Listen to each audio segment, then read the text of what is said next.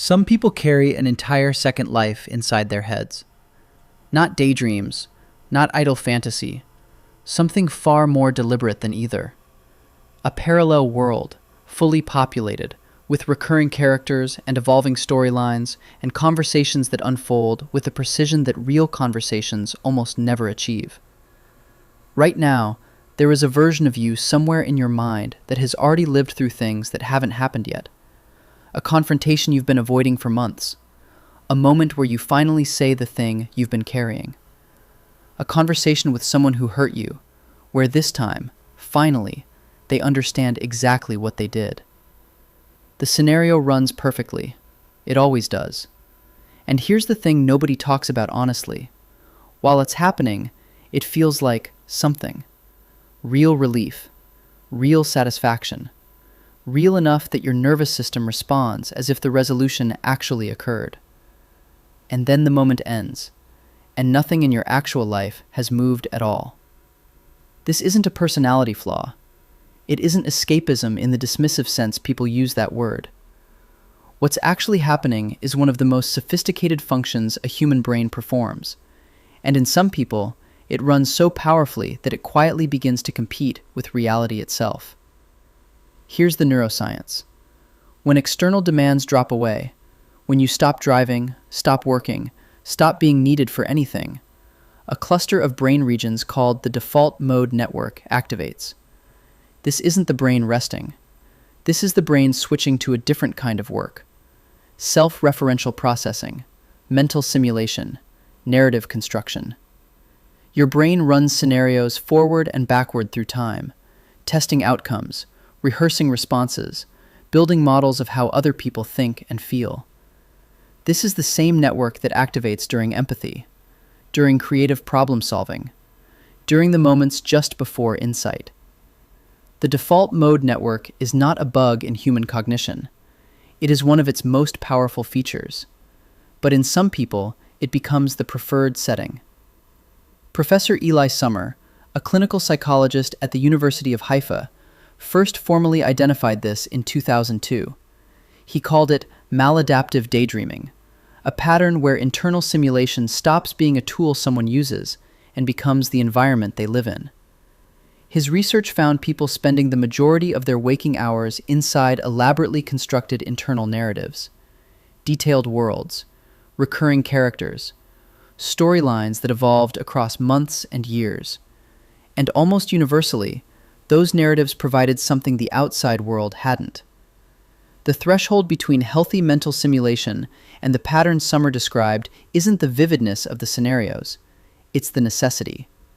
The point where the internal world stops being somewhere you visit and starts being somewhere you go because the actual world, with its actual people and actual unpredictability, has started to feel genuinely harder to tolerate. The people most prone to this share a specific profile. Somer's research consistently points toward high absorption, the personality trait linked to deep, immersive focus. These are people who get lost completely in music, who feel novels as physical experiences, who can reconstruct a conversation from years ago with unsettling precision, including the exact moment the other person's expression changed. They don't experience things at the surface. They go all the way in. So when something hurts, they go all the way into that too. And the internal world, where they have editorial control, where the other person finally gets it, where the outcome can be rewound and rerun until it resolves correctly, becomes the only place where the emotional processing actually completes. That's not avoidance. That's adaptation. And it works. The problem is what the brain learns when it works. Every time the fake scenario delivers the resolution that the real situation didn't, the brain logs that as a preference. Real conversations are unpredictable. Real people don't follow the script you wrote for them. Real outcomes can't be undone. The simulation, in every measurable emotional sense, is cleaner, safer, and more satisfying than the reality it was originally designed to prepare you for. So the brain does what brains always do when a behavior produces relief. It automates it. And this is where the pattern shifts from being a coping mechanism to being a cost. Not because there's anything wrong with the internal world itself, but because the gap between what feels possible in the imagination and what gets attempted in reality slowly widens. The conversations stay rehearsed, the risks stay imagined. The confrontations, the connections, the moments of genuine vulnerability, they happen perfectly, repeatedly, inside a mind that has learned to find that sufficient. Psychologist Janina Scarlet draws a distinction worth holding on to. She separates fantasy as rehearsal from fantasy as replacement. Rehearsal is functional. You imagine something, the emotional charge reduces, you eventually do it. Replacement does the opposite.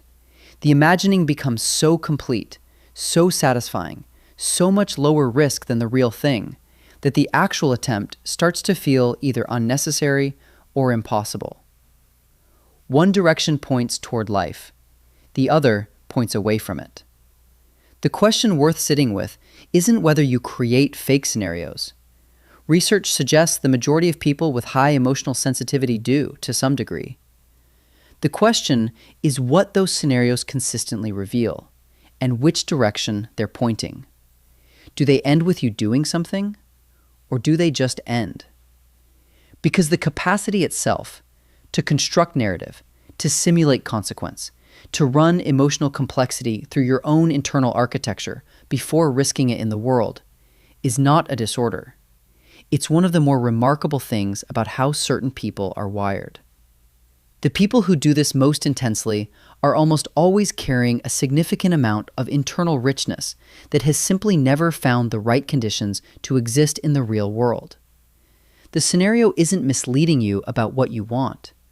It's showing you exactly what you want, rendered in the only space where wanting it currently feels safe. The work, and it is work, slow and genuinely uncomfortable, isn't to dismantle the internal world. It's to start treating what the scenarios keep revealing as information rather than substitution. What does the imagined confrontation tell you about what you actually need to say? What does the rehearsed conversation reveal about what you're genuinely afraid of? What does the fantasy resolution point toward that you haven't yet let yourself pursue? The internal world isn't the problem. The distance between it and everything else is. And that distance, however wide it has become, can be reduced. Not through willpower or a decision to simply be more present. Through something quieter. Starting to take the scenario seriously as maps. They know where you're trying to get. They've been showing you for years. Maybe it's time to start walking. If this felt uncomfortably specific, subscribe. There's a lot more where this came from.